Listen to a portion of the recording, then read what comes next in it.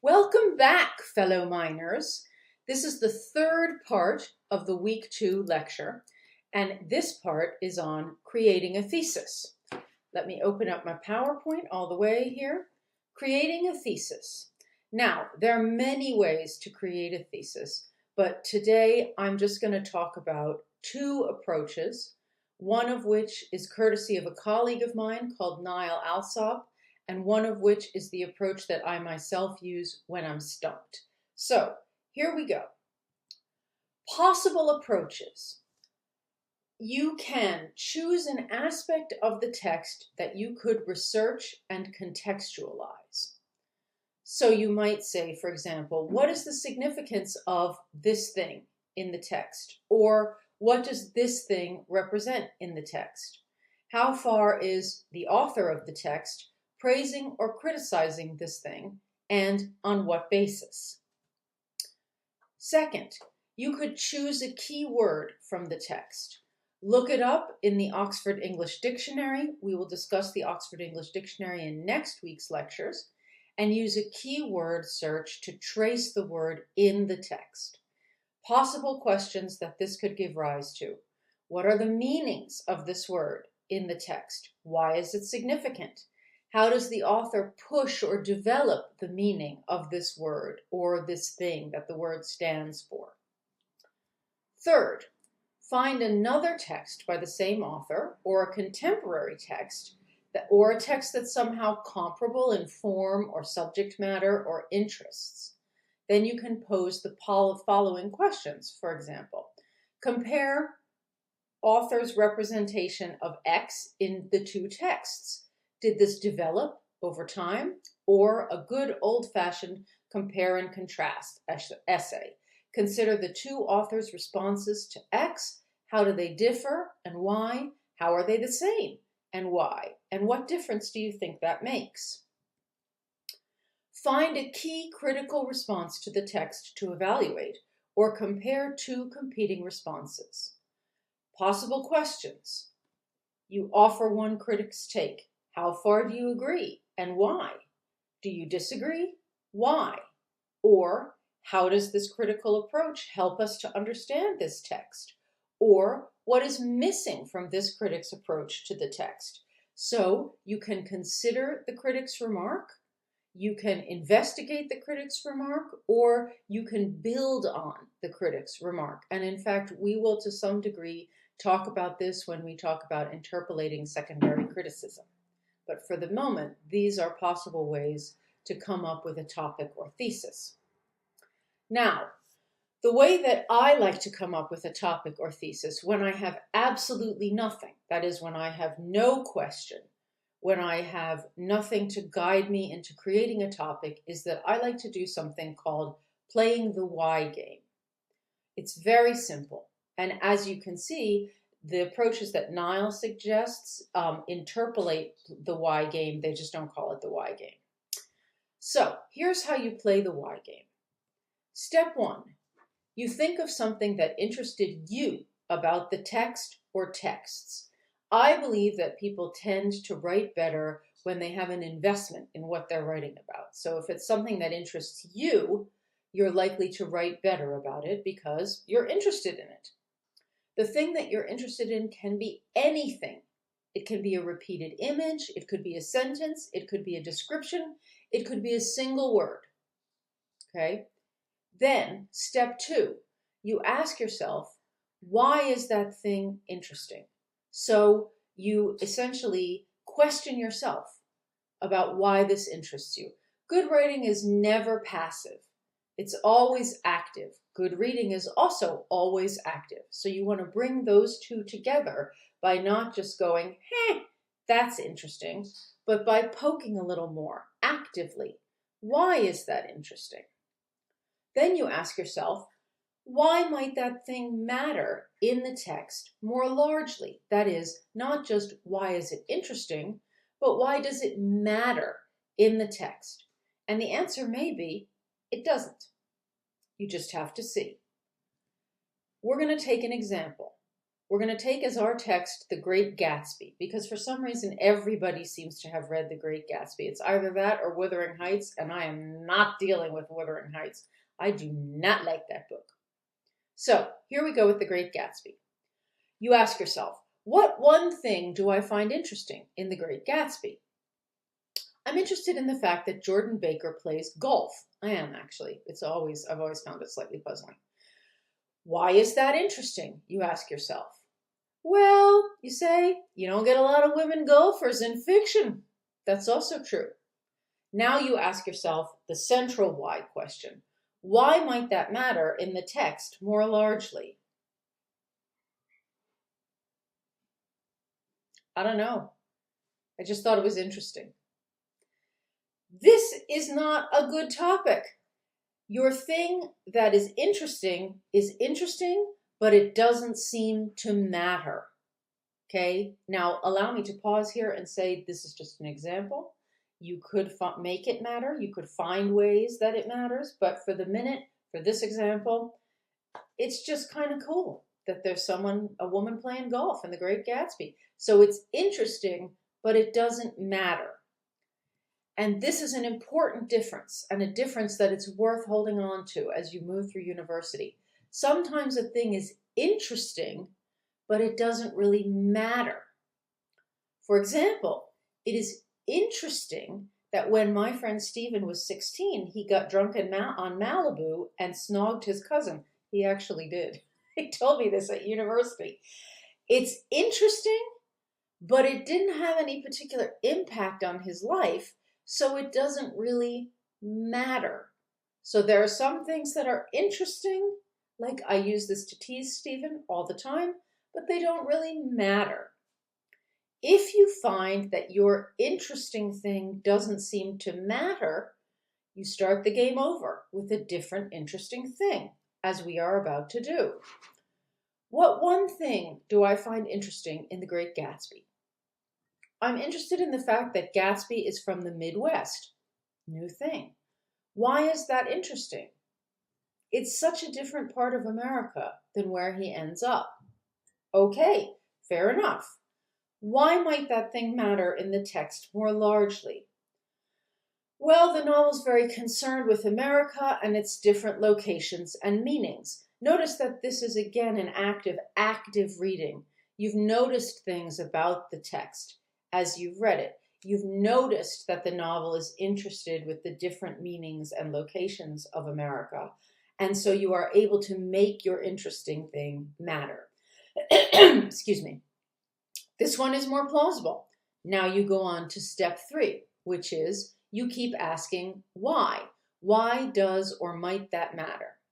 So as you can remember, the last thing on step 2 is the novel is very concerned with America and its different locations or meanings. And why might that matter? Well, America's a big country, and lots of places there have symbolic meaning, like New York is associated with hustle and urban excitement. Los Angeles is associated with films and their illusions. So if the Midwest is associated with something, it adds a layer of symbolic subtext to the novel. You've answered the question why. And notice that's all that you've done here. You've just kept asking why and answered that question. Congratulations! You have arrived at a thesis. The symbolic meanings of the Midwest are important to understanding Jay Gatsby's role in The Great Gatsby. A perfectly good thesis. It took you 3 steps to get there. Okay, let's try it again. We're going to take the beginnings texts as our texts. Okay. What do I find interesting about our readings in Genesis and the Epic of Gilgamesh? Fair enough. You know what? Water and flood seems to play a big role in those books. What is up with that? I have actually asked myself this question. Okay, now, why is that interesting, that water seems to play a big role? Well, these are 2 ancient civilizations that didn't know anything about each other, but they both imagine a flood as a terrifying natural disaster. Okay, why does that matter? Well, it suggests that ancient civilizations recognized the power and terror of water. They were very aware of water. Congratulations! You've arrived at a thesis! The presence of water as a threat in these two texts from very separate ancient cultures suggests that ancient civilizations recognized the power and terror of water. If I'm not mistaken, that was 2 steps, but it might have been 3 again. Okay? You could stop there. It's a perfectly adequate thesis. You could push through and ask yourself why this matters. Sometimes if you push through, you'll end up with a richer, deeper thesis. The presence of water as a threat in these two texts from very separate ancient cultures suggests that ancient civilizations recognized the power and terror of water. Excellent! Now, why does that matter? Because the presence of water as a threat in these two texts from very separate ancient cultures suggests that ancient civilizations recognize the power and terror of water, and that, in turn, suggests that even very different ancient civilizations had more in common than one might suspect. That is a very rich thesis. You could take this thesis in all sorts of different directions. You could talk about the fact that their terror of water might be linked to the fact that they're desert cultures. You could talk about the way in which just how kind of the general meaning of water throughout the world. Water is often used as a form of baptism. That's why it features in the story of Noah, because God is rebaptizing the world. It connects to baptism in the New Testament. You can take it in all sorts of different directions. Water is actually a very interesting symbol. So you can keep you can keep playing the why game to get to deeper and deeper theses. And this is all you have to do. What's interesting? That's where you start. Why is it interesting? Why does the interesting thing matter? And why does that matter? And why does that matter? And you just keep going until you arrive at a thesis. It won't take you very long. In my experience, it never takes more than 4 whys for the why game to lead you to a thesis.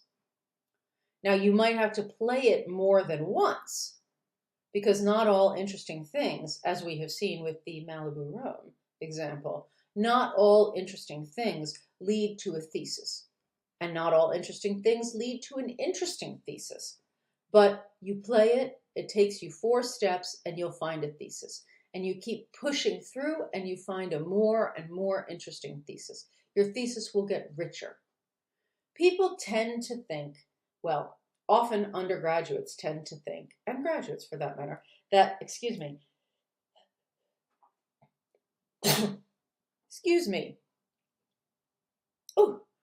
people tend to think that what makes for a good essay is an essay that goes in this direction, well, strictly speaking, this direction, which is to say an essay that covers a lot of things. But in fact, what makes for an interesting essay is an essay that goes in this direction.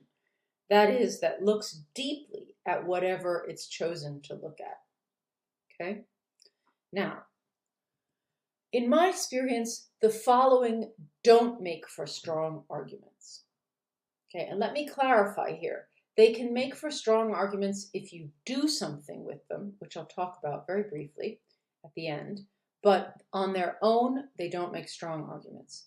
Analyses in which the author points out how a text doesn't measure up to contemporary political standards, or contemporary political beliefs, or contemporary ideals, or contemporary shibboleths. And no, I'm not going to tell you what a shibboleth is. You can look it up for yourself in the OED. It'll be good practice for next week when we do databases and using the internet. Okay, so I call this kind of pointing out tuttery, right? It's basically you're going like tut, tut, tut at the past. You didn't do it right. There's no point in telling off the past unless you're doing it in the service of a larger point. The past is dead. It's not going to change its mind. There's no point in shaking your finger at the past, okay, if that's all you're doing. As I said, we're going to get to a way in which this can be useful. But I want to take a minute and I want to point out to you that one thing that cultures really like to do is they like to look at the way that people of previous times got everything wrong and the current culture is busy getting things right. But the thing is, all of us are somebody's 200 years ago or somebody's 400 years ago. Somebody's going to look back on us and think that we got it wrong and they know how to do it so much better. So you want to be careful with your tut-tutting. You don't know what people are going to tut-tut about us. Maybe flowers really do scream when you pick them. Trees communicate. Okay, what else does it make for a strong argument? Analyses, the subject of which is something the author loves or thinks is cool, but which doesn't have larger significance. We run into this all the time. You love a thing, it matters to you, so you want it to matter. You think that it matters. Often investigation will prove that it doesn't matter. Remember, something that's interesting doesn't necessarily matter. It's okay to start on something and then drop it. If you started with something as your topic because you loved it and it isn't working out, that's okay. You could still love it. Not everything that we love has to be important. Analyses that spend a lot of time talking about the sound of words without paying much attention to their meaning. So if you've got yourself an analysis where they talk a lot about the plosives and the fricatives and the sh sounds and the thises and the that's, that is how the words sound, but they don't ever discuss what the words mean, that essay is not going to fly. It's true that sound is important, but meaning is more important. We hear the sound and we interpolate it into our understanding of the meaning. Okay, this is a recently rising genre, but it's one to look out for. Another one that doesn't make for a strong argument, analyses that do a political reading without making anything of that reading. By which I mean an essay that effectively says something like, I will do a libertarian reading of this text. Essay. I have done a libertarian reading of this text. Good for you! So what? This is the question that a really strong essay answers. So what? Okay, this thing in the past did not measure up to our standards of what's appropriate or good or decent or morally decent. So what? Okay, I think this thing is cool. So what? Okay, there's a bunch of fricatives in this poem and they make a real difference. So what? Here is my Republican, what? That doesn't make sense. Here is my, let's do libertarian. Here is my libertarian reading of The Great Gatsby. This is my libertarian reading of The Great Gatsby. So what? So what is what's going to push all of these into richness and validity. You need to explain why what you're doing matters if you choose to do this. Okay. Now, that's not necessarily true with previous theses and arguments that we have talked about here, but it is true in my experience for these particular viewpoints. Be careful. Nonetheless, if you're concerned about how to come up with a good thesis, this is the one part of a lecture for which I don't have a handout. So get in touch with me and we can work through it together. I'm always happy to play the why game. But then, of course, I'm always happy to do any kind of writing instruction, as you well know. You can see it from the fact that I'm doing these lectures all about writing. Just a second. Oh, please. You know, it's okay to snog your cousin. Actually, it's okay to marry your cousin. Lord Byron, the person I work on, he had sex with his half-sister. And people are always like, oh my God, he had sex with his half-sister. But I can explain to you actually how that doesn't really matter. But rather than doing that, or rather than ending on that perverse note, instead I'm going to end on what by now must be becoming a familiar note and ask you, who has two thumbs and is teaching you how to become a better writer? This gal. But who has two index fingers and is becoming a better writer? That's right, you are. Catch you on the flip side.